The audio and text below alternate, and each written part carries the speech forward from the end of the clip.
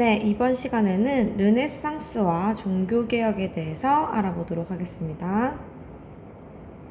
학습 목표는 르네상스의 의미와 특징을 설명하고 종교개혁이란 무엇인지 설명할 수 있다입니다. 자, 먼저 르네상스란 무엇인지 보겠습니다. 르네상스는 재생 또는 부활이라는 의미를 가진 단어인데요. 무엇을 재생하고 부활하는 것일까요? 뒤에서 한번 살펴보도록 하겠습니다. 먼저 이 르네상스는 두 개의 르네상스로 구분할 수 있습니다. 첫 번째는 알프스 이남, 즉 이탈리아에서 발생한 르네상스이고요. 그리고 이탈리아 위에 있는 알프스 이북에서 발생한 르네상스로 나눠볼 수 있습니다. 첫 번째로 이탈리아의 르네상스를 살펴보겠습니다. 이탈리아 르네상스는 14세기경 상공업을 중심으로 무역이 발달하면서 번영하기 시작합니다.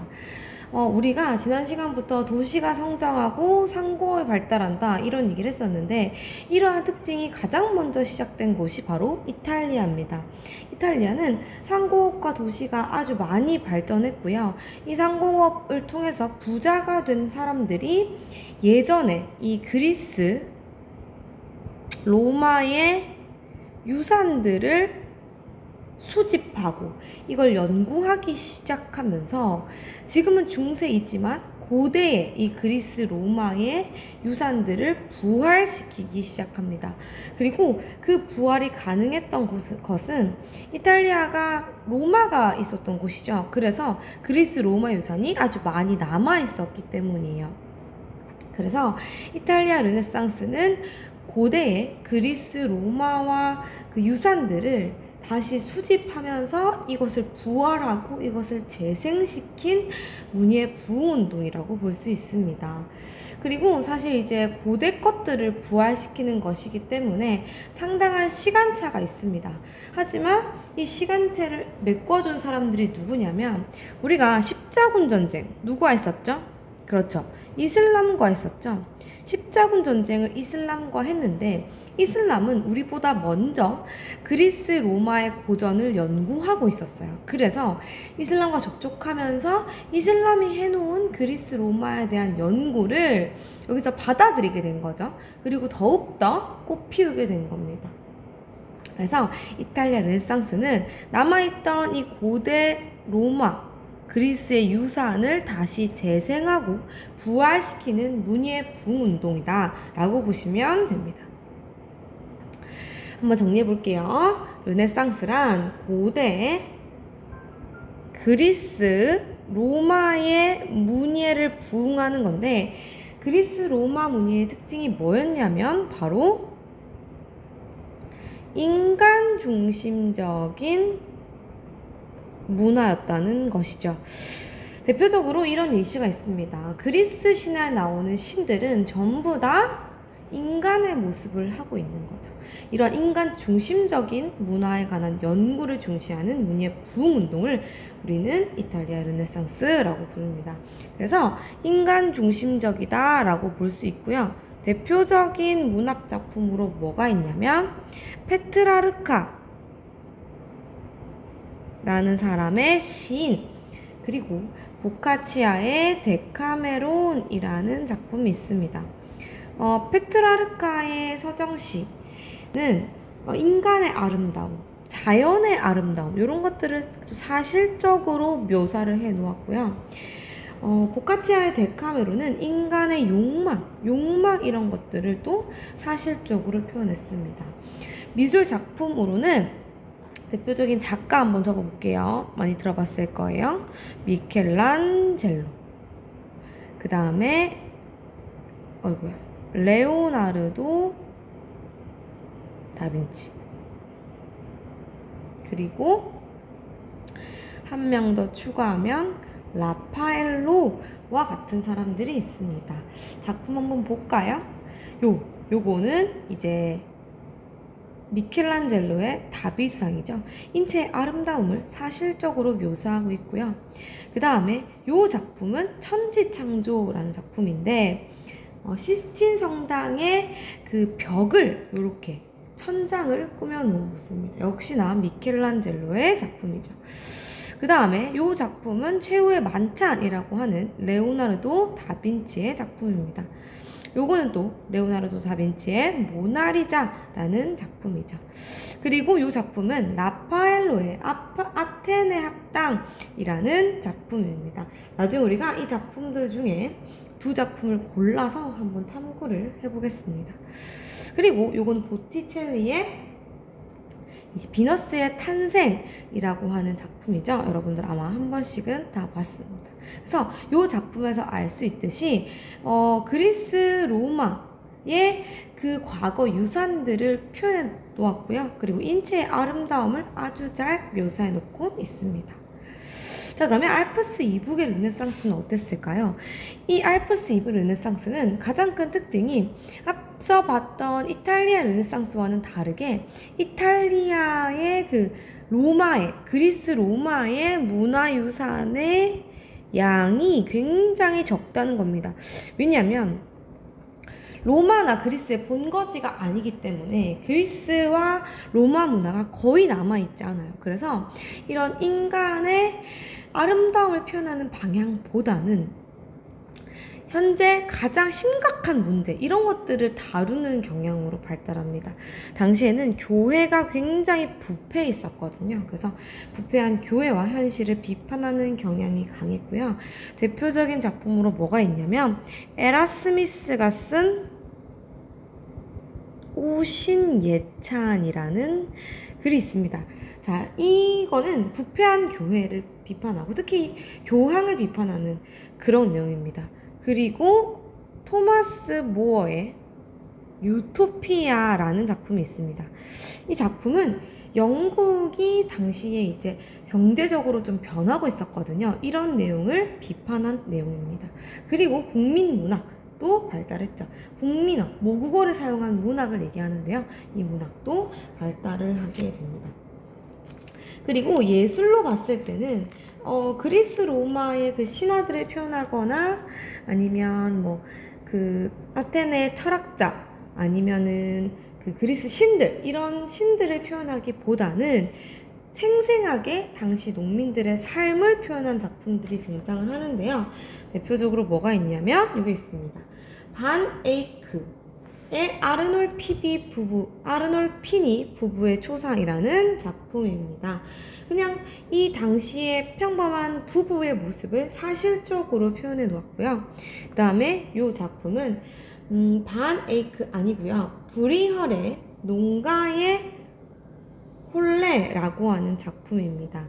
그러니까 농가에서 이제 누가 혼인을 한 거죠. 그때 벌어진 잔치의 모습을 사실적으로 표현했고요. 브리얼은 이거 말고도 농민들의 춤이라는 작품도 있습니다. 반 에이크와 비슷하게 브리얼 역시도 농민들의 삶을 아주 많이 다루고 있거든요. 그래서 이게 농민 브리얼이라고 불리기도 했습니다. 그리고 르네상스 시대에는 이런 인간을 바라보는, 자연을 바라보는 그런 관점을 바꿔놓는 과학기술의 발달도 등장을 하는데요. 먼저 코페르니쿠스란 사람은 뭘 주장하냐면 지동설을 주장합니다. 지동설이란 지구가 움직이는 것을 의미하거든요. 그래서 원래는 신 중심이기 때문에 지구가 중심에 있다 이런 거였는데 이제는 그게 아니라 지구가 주변에 있고 지구가 움직인다 라는 주장을 통해서 신 중심 세계관에 큰 변화를 가져오게 됩니다. 그리고 구텐베르크란 사람은 활판 인쇄술을 발달해서 대량의 종이를 찍어내는데 아주 크게 기여하게 되거든요. 대량의 종이를 찍어내서 이것을 전파하게 되면 학문의 발달과 지식의 보급에 이바지할 수 있었습니다. 그리고 훗날에 오는 종교개혁에도 아주 큰 영향을 미칩니다. 이게 코페르니쿠스의 천구도인데요. 기존에 있었던 지구 중심설과는 다르게 중심에 태양이 있습니다. 그래서 지구가 태양의 둘레를 돈다는 지동설을 표현해 놨습니다. 그리고 이거는 코페르니쿠스 아니고 그 구텐베르크의 활판 인쇄술, 활판을 가지고 대량의 종이를 지금 출간해내고 있는 그런 모습을 표현하고 있네요. 그래서 이탈리아의 르네상스와 알프스 이브 르네상스는 큰 차이가 있습니다. 이탈리아는 문학과 예술 분야가 발달했다면 알프스 이북은 이 종교를 비판하는 이런 것들이 발견하게 되고 이제 발전하게 되고, 이탈리아 르네상스는 인간과 자연의 아름다움을 그대로 표현했다면 이들은 주로 부패한 교회를 다루고 있다는 특징이 있습니다. 그래서 이 부분은 우리가 활동에서 좀 자세히 알아볼 텐데요. 알프스 이브의 위치는 여기고요. 르네상스의 위치는 여기입니다. 한번 보시고요. 그리고 이번에는 종교개혁으로 넘어가 볼 텐데요. 르네상스는 사람들의 관점을 완전히 변화시켰습니다. 현대 성직자가 굉장히 타락하고 있고 교회가 굉장히 부패했구나 라는 사실, 이런 현실을 인식시켜주는 아주 큰 역할을 합니다. 그리고 당시 이제 교황 레오 10세는 성 베드로 성당이라는 성당을 짓기 시작하는데요. 이 성당을 짓는데 돈이 진짜 많이 들어요. 그래서 뭘 파냐면 면벌부라는 걸 판매합니다. 요거는 죄를 사해주는 종이에요. 그러니까 내가 교회 가서 이 종이를 사게 되면 내 죄를 전부 다 면제받을 수가 있는 겁니다. 근데 사실 이게 말이 될까요? 내가 돈을 주고 이 종이를 사면 죄를 면할 수 있다. 사실 이거는 하나의 돈을 벌어들이기 위한 교회의 수단이었고요. 이것을 루터란 사람이 비판합니다. 어디에서? 95개조 반박문에서. 그래서 뭐라고 얘기하냐면 제일 중요한 거는 돈으로 뭔가를 사는 것이 아니라 성경이 중심이다. 성경을 중심으로 내가 이걸 읽고 믿는 것이 가장 중요한 것이지, 돈을 내고 이걸 사고 그 다음에 교황이라는 존재, 이런 존재는 중요하지 않다 라고 하면서 이 면벌부를 판매하는 거가 잘못됐다 라는 주장을 합니다. 이것은 계속해서 투쟁으로 이어지게 되고요. 나중에 아우크스부르크 화의라는 것을 통해서 결국 이 루터가 주장하는 신앙을 강조하는 이 내용이 새로운 교파, 새로운 종교 세력으로 분리가 되는데요. 우린 그 파를 루터파라고 하고요. 루터파가 이때 인정이 됩니다. 그러니까 루터가 주장하는 내용은 이겁니다. 성서가 제일 중요하고 이것을 믿는 신앙이 제일 중요하다.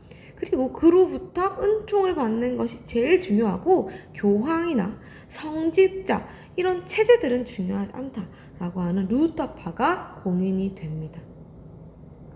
그래서 이 내용을 한번 같이 볼게요.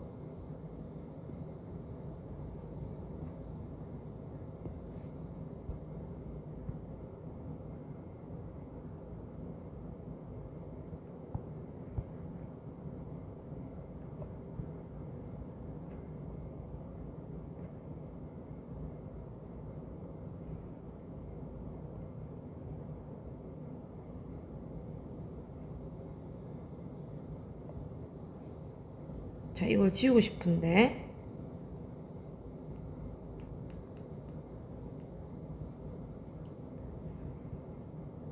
잠시만요. 이걸 지우고 싶었는데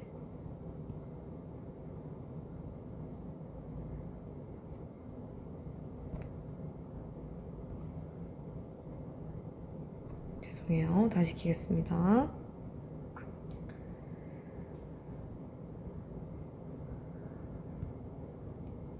자, 그래서 이 내용을 한번 보면요. 어떤 내용을 말하고 있는지 알 수 있습니다. 자, 교황은 어떠한 죄도 용서할 권한이 없다. 면벌부를 판매하는 사람이 교황이었거든요. 지가 뭔데 죄를 용서하냐. 그리고 진실로 그냥 회개하면, 내가 신앙을 가지고 잘못했다 라고 하면 죄에서 해방이 되는 것이지 이것을 교황이 용서할 권리 없다 라고 하면서 신앙이 굉장히 중요하고 성서가 중요하다 라는 내용을 주장하고 있습니다.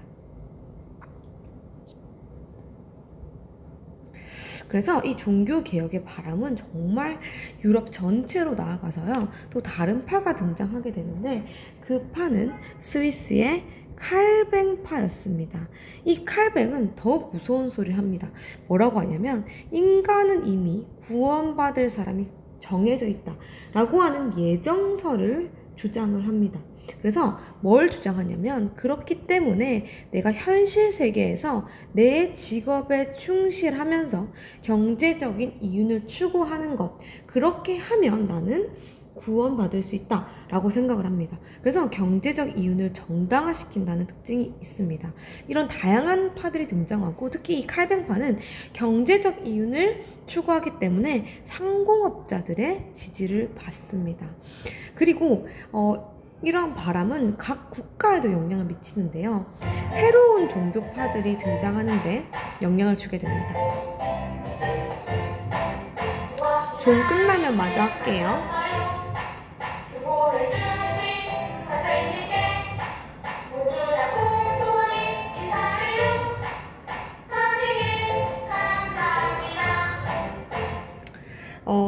이러한 종교의 변화는 각 국가에도 영향을 미쳐서 국가가 종교로부터 벗어나려고 합니다. 그래서 영국은 자신들만의 종교를 만들어요. 그 원인이 뭐였냐면 헨리 8세가 당시에 부인과 이혼을 하고 싶었는데 이걸 교황이 허락해 주지 않습니다. 그래서 교황이 그럼 나는 로마 카톨릭 안 하겠다 라고 하면서 영국 국교회라고 하는 새로운 종교를 만들어버려요. 하지만 시스템은 로마 카톨릭과 루터파를 좀 섞어놓은 중간 정도라고 보시면 되겠습니다. 그리고 이렇게 파들이 여러 개 나눠지다 보니까 종교들끼리 전쟁이 발생합니다. 구교인 로마 카톨릭 교회와 신교인 루터파와 칼뱅파, 이들의 전쟁이죠. 대표적인 전쟁으로는 30년 동안 일어난 30년 전쟁이 있습니다. 이 전쟁의 결과 베스트팔렌 조약이라는 조약을 체결하게 되고요. 원래는 아우크스부르크 화해를 통해서 루터파까지만 인정이 됐다는 거죠. 하지만 이 조약의 체결로 칼뱅파까지 인정되는 결과를 맞이하면서 다양한 종파가 생기게 되고요. 이 칼뱅파가 현재의 교회다라고 보시면 되겠습니다. 네, 이번 영상은 여기까지입니다. 다음 활동으로 이어가세요.